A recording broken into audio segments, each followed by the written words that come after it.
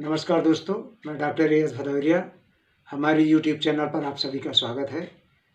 दोस्तों, मध्य प्रदेश प्राथमिक शिक्षक वर्ग 3 यानी एमपी टेट के जो पेपर चल रहे हैं इस समय 5 मार्च से 26 मार्च तक जो होने हैं, उस संबंध में हम जो स्टडी मटेरियल आपको उपलब्ध करा रहे हैं, उसी कड़ी में आज जो परीक्षा हुई है यानी 10 मार्च को जो पेपर हुआ है फर्स्ट शिफ्ट में, उसके प्रश्न पत्र हल सहित आज हम प्रस्तुत करने वाले हैं।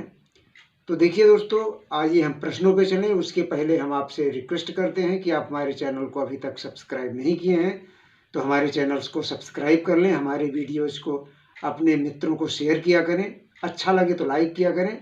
और हमें पुनः अनुरोध करते हैं कि निश्चित रूप से अगर आप हमारे वीडियोज़ से जुड़े रहेंगे हमारे चैनल से तो आपको बेनिफिट होगा। तो आइए चलते हैं आज के प्रश्नों पर। जो आज परीक्षा हुई है उनके प्रश्न आपके समक्ष हम हल सहित रखते हैं। तो आज का पहला प्रश्न है, वह मापनी जिसमें अंतराल मापनी के समस्त गुण सहित परम शून्य भी हो। अंतराल मापनी को तो सभी गुण हो ही और परम शून्य भी हो तो वह है अनुपात मापनी। अब है हम इसको भी जान लें कि मापनी होती कितने प्रकार की है। तो मापनी नामित मापनी, क्रमित मापनी, अनुपात मापनी और अंतराल मापनी। अगर बात आती है सबसे उच्च स्तर की मापनी कौन सी होती है तो अनुपात मापनी। सबसे निम्न स्तर की मापनी कौन सी होती है तो नामित मापनी। अब अगले प्रश्न पे हम चलते हैं। फ्रायड के अनुसार हमारे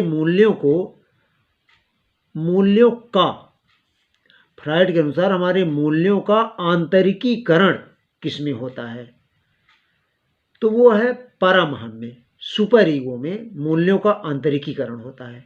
देखिए, फ्रायड ने 3 तरह के ये व्यक्तित्व को बताए हैं, ईड, ईगो, सुपर ईगो। ईड, इसको ईड यानी जो व्यक्ति इस अवस्था में होता है, ईड की अवस्था में, तो वो अपनी माने तात्कालिक संतुष्टि चाहता है। परिस्थितियां चाहे जो भी हो, किसी काम को यदि करना है तो करना है। फिर ईगो है, इसको बोलते हैं ईदम, हिंदी में बोलते हैं इसको ईदम। और ये है ईगो को अहम और सुपर ईगो को परमअहम। तो अहम की अवस्था में जब व्यक्ति होता है तो निर्णय शक्ति प्रबल होती है उस समय, और निर्णय ले करके कोई काम व्यक्ति करता है उचित अनुचित का ध्यान रखते हुए। और सुपर ईगो की स्टेज में जब व्यक्ति होता है तो ये आदर्श और नैतिक पक्ष होता है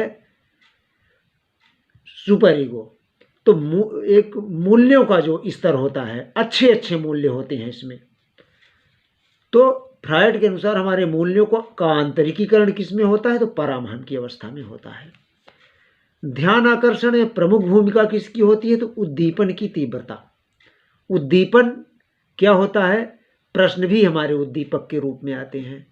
शिक्षक जो सहायक सामग्री ले जाता है वो भी उद्दीपक के रूप में आते हैं। तो उद्दीपन की तीव्रता यानी उद्दीपक जितना अच्छा होगा, ध्यान आकर्षण बच्चों का उतना अच्छा होगा। अब चलते हैं यस ओ आर। यस यानी स्टिमुलस, ऑब्जेक्ट और रिस्पांस।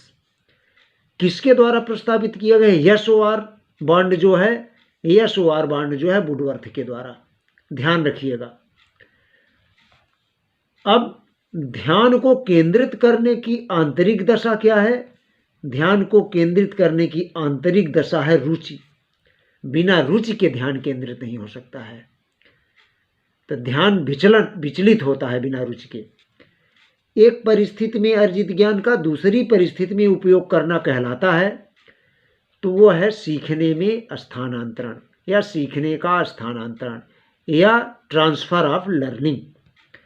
एक परिस्थिति में अर्जित ज्ञान, जैसे साइकिल चलाने में जो हमें ज्ञान प्राप्त हुआ है, जो हमें ज्ञान का अर्जन हुआ है, वो ज्ञान का अर्जन मोटरसाइकिल चलाने में हमारे काम आ रहा है। माने हम साइकिल अगर चलाना जानते हैं तो मोटरसाइकिल जल्दी सीख जाते हैं। तो यहाँ पर क्या है, ट्रांसफ़र का, सीखने का धनात्मक स्थानांतरण है। कुछ चीज़ें हैं जो सीखी हुई चीज़ें हमारे दूसरे चीज़ों में व्यवधान उत्पन्न करती हैं, तो नकारात्मक स्थानांतरण है सीखने का। और कोई सी पूर्व में सीखी गई चीज़ ना तो नुकसान कर रही है ना ही फायदा कर रही है, तो वो शून्य स्थानांतरण कहलाता है। अर्थात सीखने के 3 स्थानांतरण होते हैं, नकारात्मक, सकारात्मक और शून्य। अब हम आगे चलते हैं। अनुभव द्वारा व्यवहार में परिवर्तन कहलाता है सीखना, यानी लर्निंग। अनुभव द्वारा व्यवहार में परिवर्तन। हम अगले प्रश्न पर चलते हैं। ये सारे प्रश्न हमारे बाल विकास के हैं। विकास की किस अवस्था में बुद्धि का अधिकतम विकास होता है? तो किशोरावस्था में। शिशु का अधिकांश व्यवहार आधारित होता है मूल प्रवृत्ति पर। जो शिशु होते हैं शैशवावस्था में, जो बच्चे का व्यवहार होता है मूल प्रवृत्ति पर आधारित होता है, अपनी समझ पर नहीं होता है। आगे चलते हैं। यह आवश्यक नहीं है कि उच्च बुद्धि वाले बच्चे ही सृजनशील होते हैं। सृजनशीलता कहा जाता है कि 120 बुद्धि लब्धि जिसकी है वह बालक ज़्यादा सृजनशील होता है, ज़्यादा क्रिएटिव होता है। और बहुत उच्च बुद्धि वाले बच्चे जरूरी नहीं है कि ज़्यादा सृजनशील हों। 150 बुद्धि लब्धि वाला व्यक्ति ज़्यादा सृजनशील नहीं हो सकता है, बल्कि 120 वाला भी हो सकता है, 120 बुद्धि लब्धि वाला। तो यह आवश्यक नहीं कि उच्च बुद्धि लब्धि वाले बच्चे ही सृजनशील होंगे, सत्य है ये। अगला है मनोविज्ञान का शिक्षा के क्षेत्र में वर्तमान समय में बड़ा योगदान है बाल केंद्रित शिक्षा में। और संप्रत्यय निर्माण का प्रथम सोपान जो होता है प्रत्यक्षीकरण होता है। संप्रत्यय निर्माण यानी कॉन्सेप्ट फॉर्मेशन। जब किसी चीज़ के प्रति कॉन्सेप्ट बनता है तो सबसे पहले क्या होता है? परसेप्शन होता है, प्रत्यक्षीकरण होता है। बच्चा किसी चीज़ को देखता है, अनुभव करता है, वही है प्रत्यक्षीकरण। तो संप्रत्यय निर्माण का पहला सोपान प्रत्यक्षीकरण होता है। अब बाल विकास में कुछ आगे और प्रश्न हैं, ये देखते हैं। जीन पियाजे के अनुसार वह प्रक्रिया जिसमें नई जानकारी के प्रकाश में आने पर हमारे मौजूदा स्कीमा को बदलना शामिल है, उसे कहते हैं आवास। वाचिक अभिनय में विभिन्न बालकों द्वारा पात्रों के रूप में, वाचिक अनुभव में विविध बालकों द्वारा पात्रों के रूप में संवाद बोलना होता है। अगला है प्रवचन विधि संबंधित है, तो ये गद्य शिक्षण से है। भाषा शिक्षण के मूल कौशलों में सबसे अंत में किस कौशल का विकास किया जाता है? तो लेखन कौशल का। भाषा शिक्षण के मूल कौशलों में सबसे अंत में लेखन कौशल का विकास। पाठ योजना निर्माण का सर्वाधिक लाभ किसे होता है? तो ये शिक्षक को होता है। पाठ योजना शिक्षक बनाता है और शिक्षक अपने उद्देश्य को, अपने गोल को पूरा करने के लिए पाठ योजना बनाता है।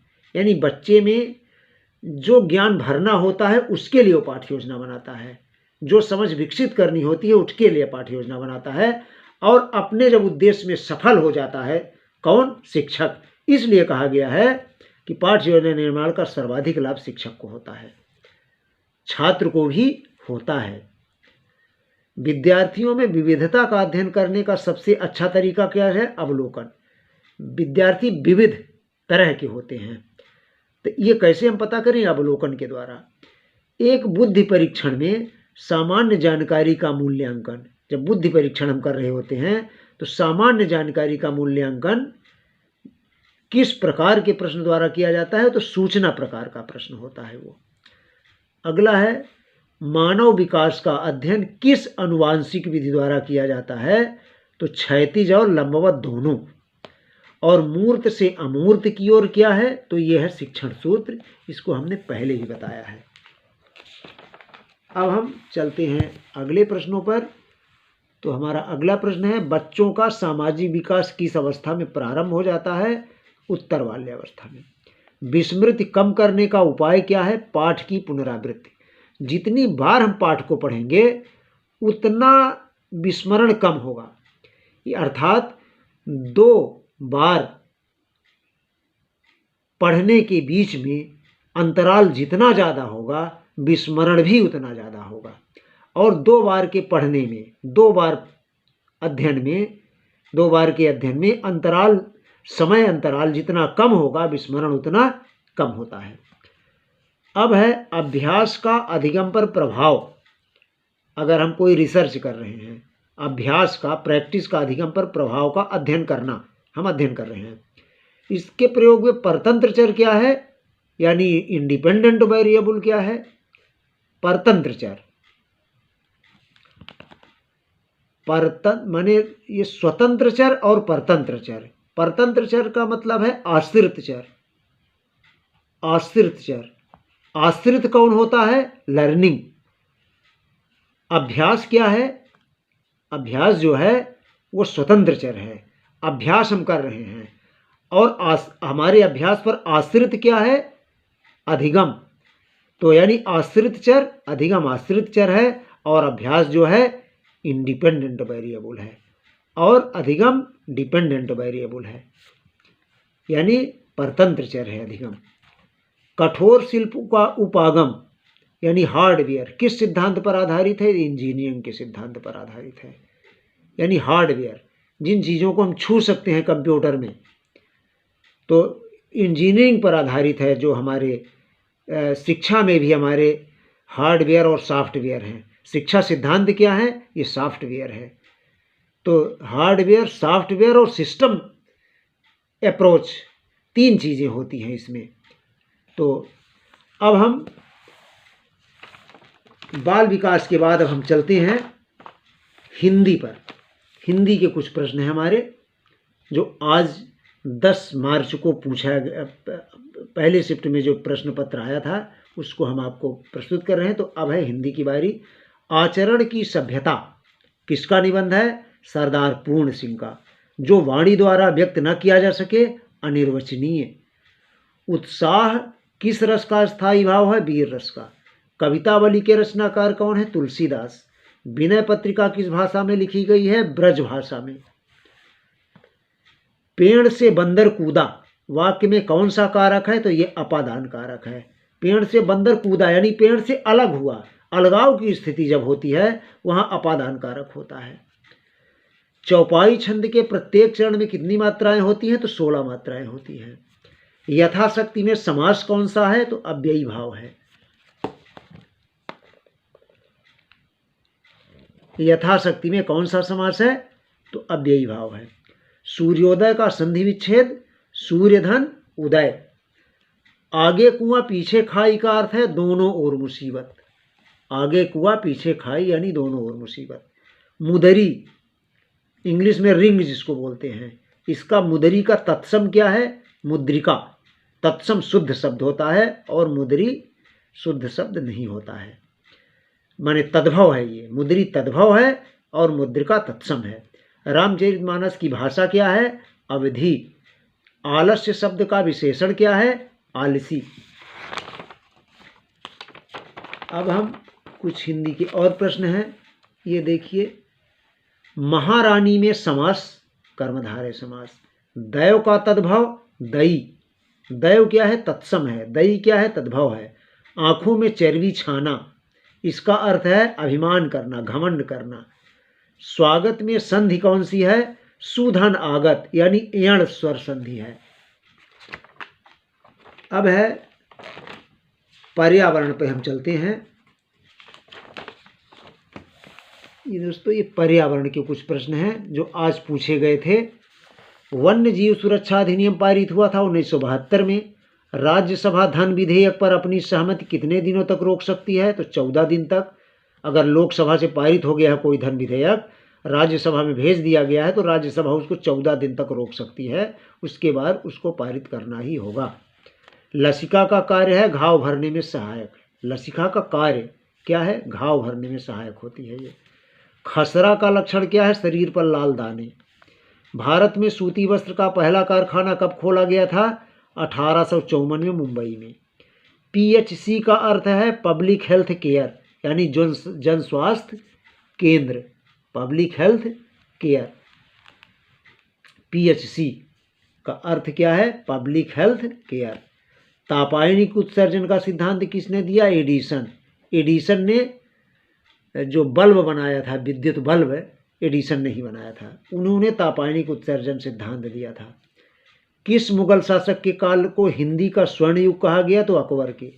भारतीय संविधान को अंगीकृत किया गया संविधान सभा द्वारा 26 नवंबर 1949 को। अब अगले चलते हैं। मैरियाना गर्त किस महासागर में है? तो प्रशांत महासागर में है। राष्ट्रीय शिक्षा नीतियों की हम बात करें तो पहली 1968 में, दूसरी 1986 में, तीसरी 2020 में।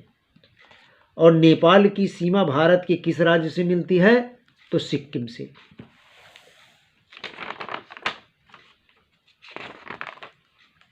अब है दोस्तों अंत में गणित की कुछ पेडागाजी जो पूछी गई थी आज, उस पर हम चर्चा कर देते हैं। गणित सभ्यता और संस्कृति का दर्पण है, किसने कहा था? तो इसको हावेन ने कहा है। प्राथमिक स्तर पर गणित का उद्देश्य मानसिक विकास करना है। गणित सभी विज्ञानों का द्वार एवं कुंजी है, ये किसने कहा है? रोजर बेकर ने कहा है।